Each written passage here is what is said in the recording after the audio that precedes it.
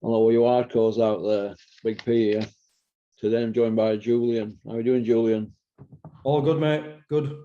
Good man. Good man. Sky Sports show last night. What would you give it out of 10?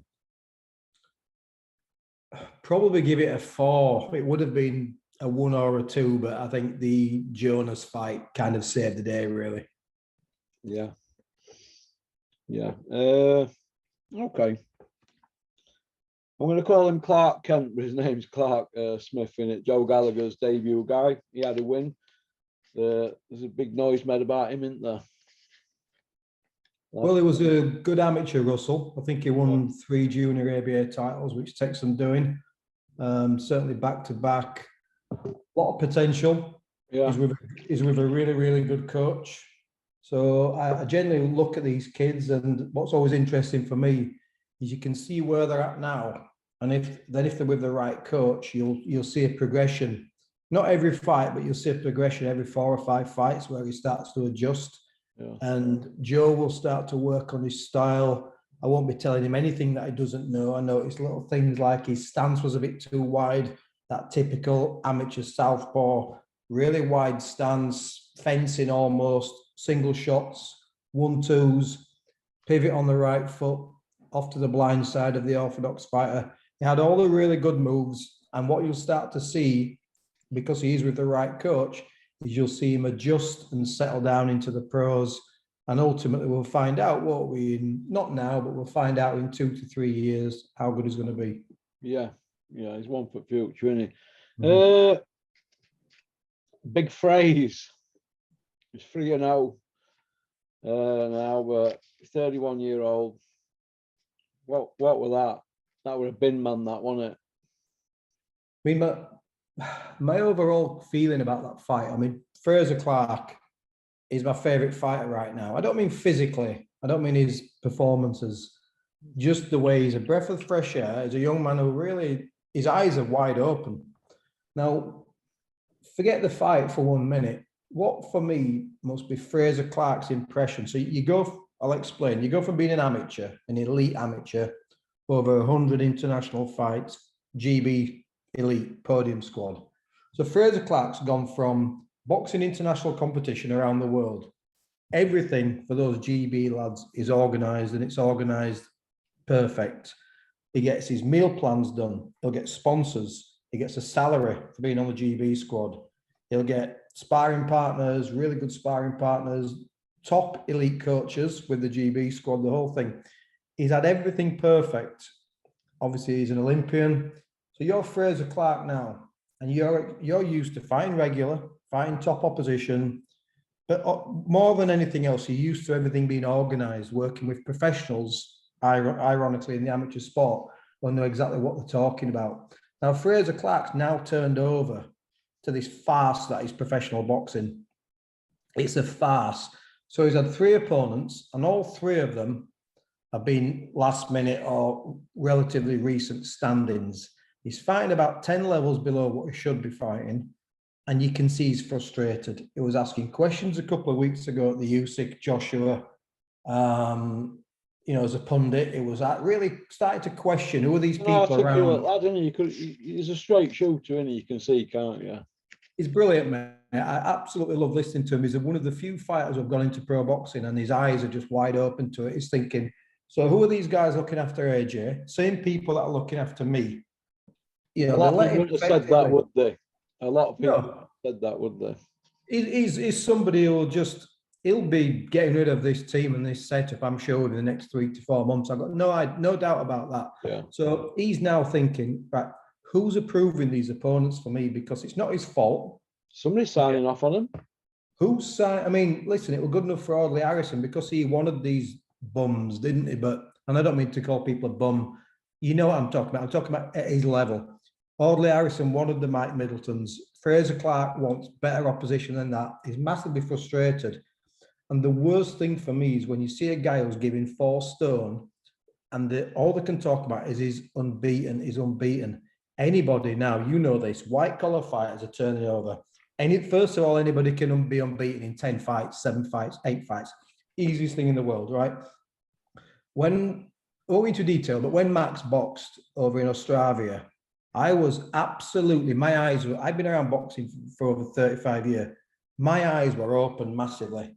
I didn't know that level of professional boxing existed. When I'm talking about level, I'm talking about the absolute, and I'm just saying it as it is, I might upset people. It was a low level that I didn't believe existed. So when these guys are coming over from these lesser known for boxing European countries, I'm not talking Germany, I'm not talking, you know, fighters like countries like Germany or, you know, the Uzbeks. When these fighters are coming over and they've got these unbeaten records, I know what opposition they're fighting. I know what level they're fighting at. And as soon as his opponent stood in the ring, and I felt so sorry for him, he looked terrified. And it was embarrassing. And this is 3 horrendous opponents now for Fraser Clarke. So whoever's matchmaking Fraser Clarke wants sacking. Whoever's signing off on these fights wants sacking. And whoever's steering, aren't they? He will put his punches as well, won't he, Fraser? Yeah. Fraser Clarke knows boxing, and as soon as he got in that ring, he knew what was going on. So I think that last 2 or 3 shots to hit the guy with, he probably put 60, 70% behind him and thought, I'm going to do you. I'm going to take you out of there. But I don't want a body on my record. Just awful, awful, awful. Yeah. Adam Azim, that wasn't much of a test for him, was it? So first of all, Adam Azim looks absolutely brilliant. Yeah. I think he's got that star quality about him. It reminds me, and I don't follow these guys on social media, so I don't know who to look up to. I don't want people to laugh when I say this. And when I say reminds me, I'm not saying he's as good as, but it reminds me of Thomas Hearns when he was coming through, a young 18, 19, 20-year-old, knocking everybody out in Detroit, knocking out various levels of opposition. The range that Adam Azim has is a very similar range to what Thomas Hearns has. I also like the fact that Shane McGuigan has, like, all coaches have different hallmarks. Shane McGuigan's fighters all know how to throw a right hand. They know where the right hand starts, where the right hand finishes, and they know that the pullback is as important as the put out. So Adam Azim, technically and offensively, is looking brilliant. I don't love the matches, but I guess if you're Adam Azim right now, if he's fighting regular, you can forgive some of these matches. Yeah. But he's one for the future. He looks absolutely fantastic, but we don't know, do we? Because it's going to be like 2 years, 3 years before Adam Azim gets into a fight. However, he's got aspirations to be a record-breaking world champion, the youngest British world champion, but I don't think that'll happen. However, because there are so many titles available now, it's not unrealistic, is it? Yeah. All right. Natasha Jonas. Love the fight. I love Natasha Jonas. If you don't mind, in a sec, I'll talk about the coaching element of it. And again, I'll just say it as how I saw it. I thought her opponent, I sent you a couple of messages during that fight. I thought her opponent looked good early on. She was a little bit awkward, but she was no mug. She had some good hands on her, good straight down the middle shots. But I thought Natasha Jonas, I have to be really careful how I say this because it might come across as not politically correct. Natasha Jonas has got a style. She fights like a man. And I know that might be unpolitically correct to say that. But what I mean by that is she sits down on her punches. I'm sure she watches Errol Spence. She just has that female version of a style of Errol Spence, but she fights like a man. So what you see is you see two types of professionals in women's boxing, again, being respectful. You have those who are all about the 1-2s, the fencing, the sharp shots. So the Sky Nicholson, she's got that type of fencing, all about the range. And then you've got the other type of fighter, the busy ones like the Shannon Courtney and the Ebony Bridges, like the hands, they throw 300 punches around because that's all they have.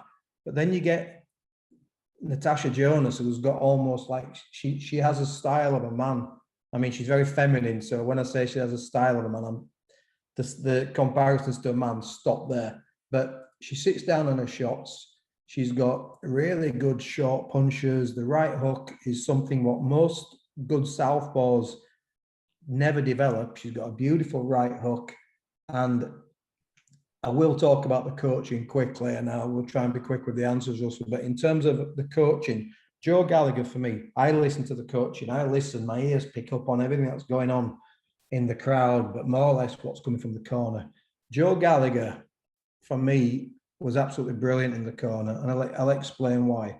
So sometimes, and before people fall off the chair, I haven't lost the plot.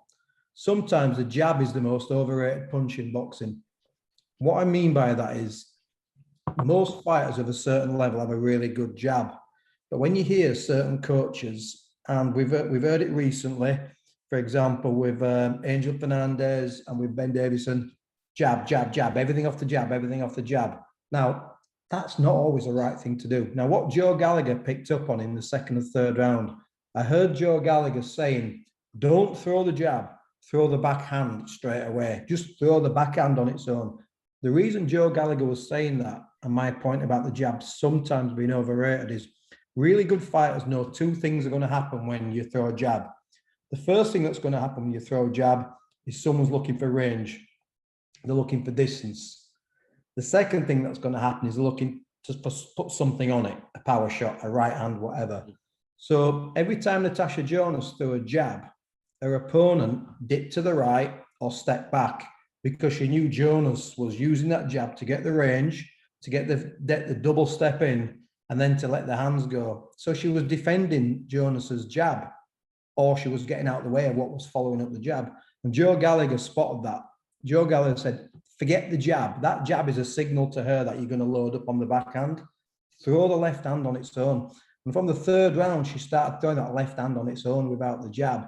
She put the jab, she put the backhand to the chest, the backhand to the chin, and then she started getting the right hook. So first of all, that was, for me, brilliant coaching, because this is where experienced coaches come, but not just experienced coaches, but gifted coaches who know how to stop preaching about what's in the handbook. Jab, jab, jab, jab, jab. It's all you hear from some coaches. Joe Gallagher knew. The second thing that I picked up on when I sent you a message, and I think very few people picked up on this, and Natasha Jonas might not admit this, she got rattled in, I think, the fourth or fifth round. The commentary never picked up on it, but she walked onto a right hand left hook, and you could see it shook her straight down to the boots. She didn't show she was hurt. I'm not saying she was gone. I'm saying she was stunned by this shot. She didn't show she was hurt. But Joe Gallagher would have known that she'd been rattled. But what was really good when she went back to the corner after that fourth and fifth round, and you could see she was a little bit tired, fighting a heavier girl. Joe Gallagher never made a fuss about the punch. That was the first really great thing that he did. But the second great thing he did, he never acknowledged that Natasha Jonas was tired. You know, he never said, right, suck it up, because once you start using that language, like suck it up, you've got to press now, you're almost sending a signal to that fighter saying, you're tired and I know it's getting hard for you. So Joe Gallagher, he never reflected or acknowledged that she was rattled, and he never at any point gave her any kind of sympathy or words of encouragement to say, come on, suck it up. He never did that. So because he didn't recognize it, that's like saying it never happened. And I just thought it was just such great corner work, great coach boxer combination. Natasha Jonas is one of my top 5 fighters in boxing. I think she's absolutely brilliant. It was a great fight. It was a great performance, but she's definitely getting better and better and better, which is unbelievable to say that she's getting older and she's moved up 3-4 weight divisions. Yeah, they're flying in that gym now, aren't they? They've got Efron, British. That Butler's going to fight in Japan, isn't it? I know you. Yeah. They're looking at getting title fights for Jose Burton, and they're going strong in that gym, aren't they? Really going strong. They work hard. They've got an astute coach. They bounce off each other, and they're doing everything right. And that's why, you know, we talked to Clark Kent or Clark Smith. He'd be a very lucky young man, regardless of his amateur pedigree. Very lucky young man to be training in that gym. And you can only become a better fighter just by spending time there. Callum Johnson as well, isn't there? It's a good stable, mate. It's not really many egos. There's not many showboats in that gym, are there? No, that's good. Dan Aziz, Shakan Peters, points win for Dan Aziz. You're going to get them nights where he's not going to have it all his own way, isn't he? It was a good fight. It was a good opponent, and it was a a competitive fight all the way through.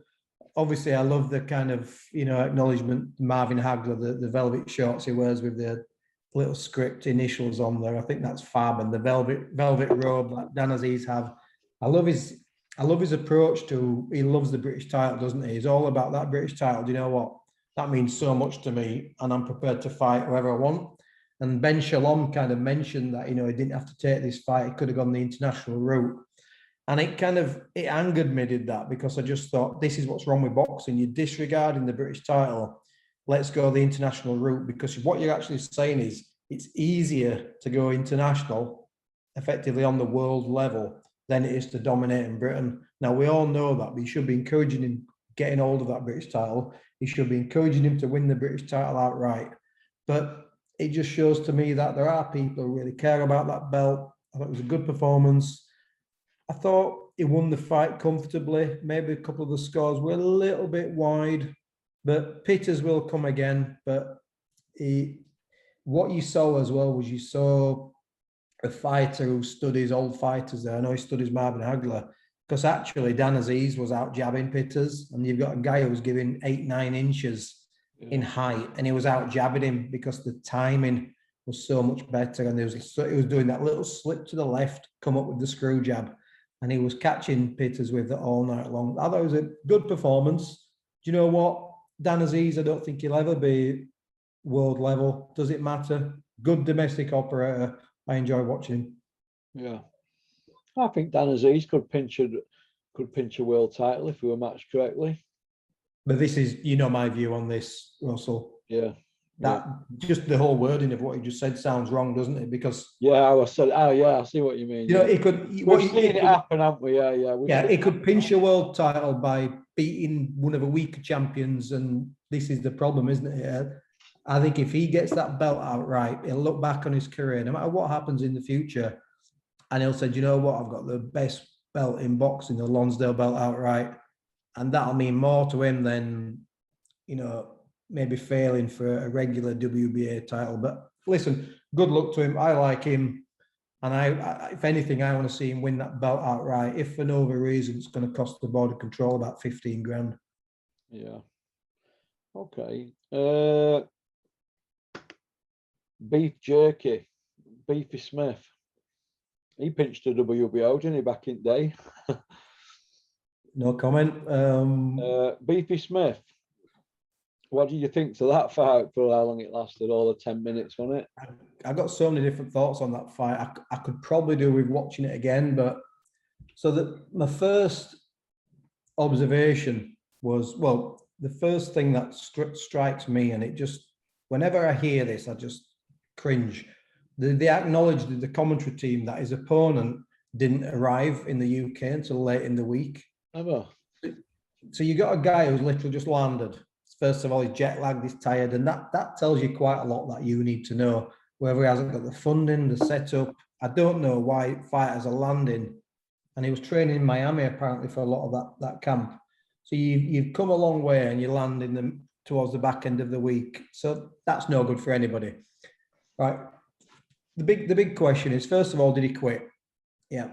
Was he really injured? Did he injure the ankle? I've got mixed views on that. I think Liam Smith was going to do a number on him anyway. But what I did notice, that Liam Smith just upped a quarter of a step slower than I've seen him. And I think he also showed Liam Smith's got brilliant experience. So his opponent was quite heavy-handed, and he nailed, and I won't say rattled Smith, but he caught him with some heavy shots a few times. So you could see Liam Smith take a half step back, and his approach was, I just might be in for a long night tonight. This was obviously before the guy imploded. I might be in for a long night tonight. So he took his time, and he'd have systematically broke him down. For me, there's a story behind this fight that absolutely nobody has touched upon, and it frustrates the hell out of me. First of all, Liam Smith's probably everybody's favourite of the Smith brothers. Whenever you chat to the sort of general fan, there's always people have opinions on Paul Smith and Stephen Smith and Callum Smith, but most people really like Liam Smith. I think he's a good, solid fighter, huge achievements, massively dedicated. He's a nice kid, doesn't he? He's a really nice kid, and he's a solid operator. He's a really good fighter, is Liam Smith. But so my issue with that fight was there seemed to be some confusion at the end of the fight why the other guy's trainer and the other guy were going up to the referee and they were going up to Smith and the corner and all that. And I just thought, does nobody have a clue why they're doing that? Obviously, they didn't speak English, so they couldn't articulate it. The first knockdown, the guy's leg went, okay? Whether it was because he didn't fancy it or whether it was a genuine injury, who knows? Who knows? He probably didn't fancy it. But when a guy takes a knee, Liam Smith, and this isn't Liam Smith's fault, he took 4 shots the first time the guy was downed to a downed opponent. And not once did Victor McLaughlin say anything about that. You know, we had the issue, didn't we, with Hamza Shearers and Bradley Skeet, and the controversy there. Yeah, nobody mentioned this. Now, the second time, the final time Smith's opponent went down, again, he sat down, he was sat down in the corner, and Smith took 3 shots at him. So that's 7 punches, not one warning, not one mention of it by anybody, by the commentary or anybody about those illegal punches. I'm not blaming Smith. Victor McLaughlin, your job is to protect that fighter. As soon as he goes down, you need to jump in. And you also should be saying to Smith, he hit him when he was down. Well, the shots didn't really land that clean, to be fair, but he attempted to hit him when he was down, and nothing was said. And it's just, and I think that was the grievance with the other guy. The other guy wouldn't have won that fight. There's no issue about the result. I keep saying the same thing. Maybe he bailed out, but what did you think to those blows when he was down? Well, you're out of order. I thought referee should have nipped it in bud, shouldn't he? That could have been a no contest anywhere else, couldn't it? Absolutely. Yeah, the better man won. 100% the better man won. But what is this? You know, if this was, you think about this, right? If this was the opposite way around, and Liam Smith had travelled abroad for that fight, and he was the away fighter, and he took a knee, and his opponent took 4 shots at him. How's the Smith brothers and how's that coach going to react in that situation? Well, first of all, what would happen is Paul Smith and then Bellew would want the referee putting stocks and stoning. That'd be all over social media straight away. That's what would happen straight away. They'd take to social media, won't the Smith? Yeah, so anybody listening saying, rubbish, the guy quit. I don't have an issue with that. So first of all, forget that argument. I don't hear that argument. Yeah. Anybody who thinks I'm just making up what I've just said about the guy being down, 7 punches aimed at his head, just watch the fight back. Just watch the fight back. Yeah. The guy was down and he tried to hit him 7 times. 4 the first knockdown, 7 the second. In my book, that's not right. What next for beef jerky then? Hopefully, big money fight. I'd love him to get the Charlo fight, but I don't know if there's going to be enough time or the demand. I don't know. You suspect, don't you, that if Eubank comes out of the Ben fight unscathed, that might be a big fight again on Sky. It's as long as Liam Smith gets well paid and he's topping up that, he's already a wealthy young man. As long as he's getting the money he deserves because he's paid his dues to boxing, I'm not that bothered about who he fights. I think the Charlo would be too much for him. I think he'd be just too sharp for him, too fresh for him. Well, money like a rash Charlo. Yeah, it'd be just too much for him. And as I said it right at the beginning, that I felt it was just a quarter of a step slower last night. Now, that could be the long career. It could be his age. It could be because he was just taking his time because he felt the guy was strong. I don't know. But what you can say, even though he's having this Indian summer to his career, he's not in his prime, is he? He's not a young man. So what do you do when it's like all the great fighters, I'm not suggesting he's a great fighter, but all the really good fighters, when they get to the back end of the career, they go the money fights, don't they? You know, we saw it with Ray Leonard fighting Duran and Hearns again. They didn't go for the Michael Nunns and all those young guns. And when he did go for Terry Norris, it badly backfired. So generally you see fighters of a certain stage, like Khan and Brook, they stick to the kind of the names out there that's going to give them the more chance of winning, and they're going to get a hell of a lot of money. Whereas I think like I say, if he fought Charlo, I think he'd get he'd get well beat by Charlo, and there's no disrespect there. No. All right then. Del Boy against Wilder's been chatted about this week. Eddie's throwing all sorts of names about, isn't he? You think he's just throwing enough stuff to paper over the cracks? Eddie's trying to stay relevant in the heavyweight division right now, isn't he? He's desperate to do that. Like I said previously, Eddie, you've got a real good grip on boxing. You're a huge promoter. You know, we all know about how great you are, but just trying to stay relevant at heavyweight, it's cringeworthy. And he's always throwing Wilder's name around. I mean, he was throwing Wilder's name around against AJ, wasn't he? Years and years. 5.5 years ago. And how many times has he thrown Wilder's name about against Dillian White? I'm dealing with him now, saying they've made offers to Wilder and they're waiting for him to get back in touch. What? He just found out Joshua on slab. It's just crackers, isn't it? I mean, you know, Eddie says a lot of things, doesn't he? He says, we're going to have 4 fights for AJ in the next 12 months. You know, we're going to not go back to the drawing board, but he was talking about the big arenas, like we've said before. He was talking about the big arenas and the pressure, and he's going to try and take a bit of pressure off Anthony Joshua. So he's going to take some pressure off Anthony Joshua, and now he's throwing Wilder's name around. The most dangerous heavyweight in the world, you're throwing Wilder's name around. Are you just trying to rinse this guy of any massive fights you can and get as much money as you can out of Joshua? Because you're probably thinking, well, the damage is done on the career now. We've got 3 losses on the record. I'm going to get as much cash as I can out of you. Cynical matchmaking, mate. Yeah. Johnny Nelson's come out and said that kid who fought Liam Smith took a dive. You've got to be really... Sorry, go on. No, go on, you go. No, do you think that's to get fans on the side, or they're just playing games and just putting stuff out there just for... I don't know. I mean, some of the stuff that comes out now from Sky and their own pundits, it's hard to fathom out what's going on, isn't it? It's on boxingscene.com, that. I think Johnny Nelson's really enjoying this kind of wind-up position that he's found himself in boxing, because honestly, well, Johnny Nelson talks sense, right? He's been in gym since he was a young man.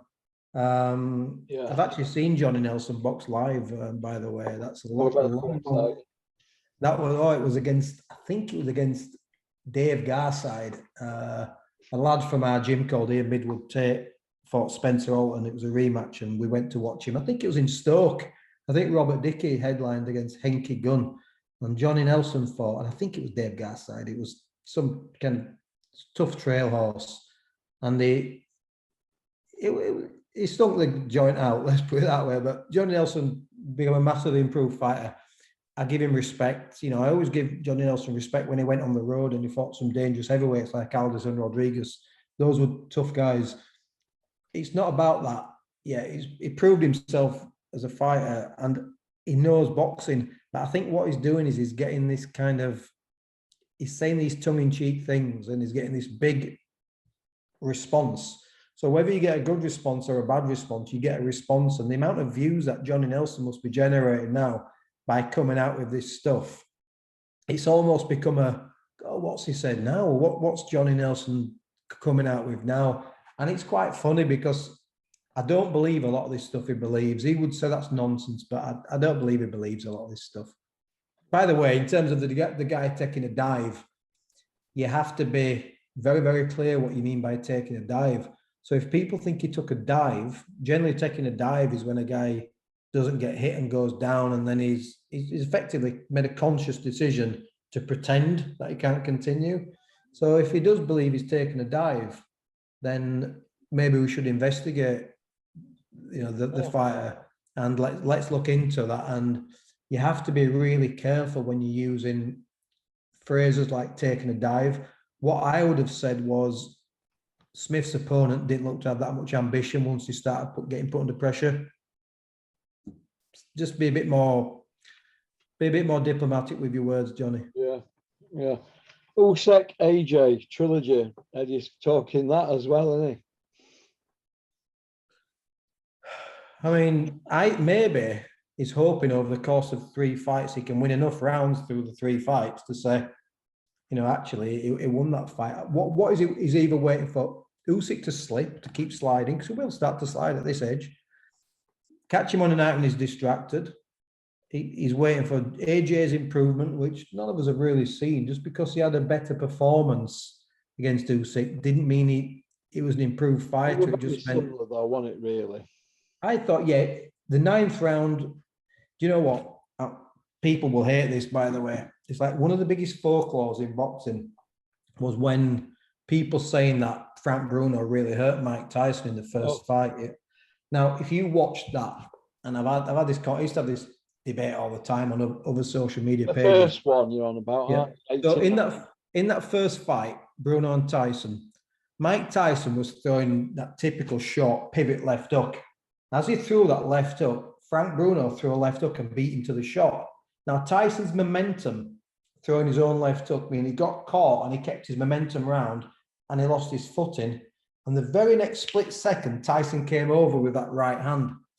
And then we had Harry Carpet saying, get in there, Frank. You got all those people in Las Vegas who screamed and shrieked and looked at that. But if you watch that fight, Mike Tyson might have been a little bit stunned, but hurt against Bruno, not a chance, right? So it became folklore. Now, why am I saying this? What's happened is that 9th round with AJ and Usyk. Change people's mindsets. Yeah, AJ had his moments. He landed some good shots. And what you saw, if you watch it really, really closely, which I know you have done, you saw Usyk thinking, right, I'm going to let him have his little moment. Both hands were up. The eyes were continually focused on Joshua. He rode there was of a storm.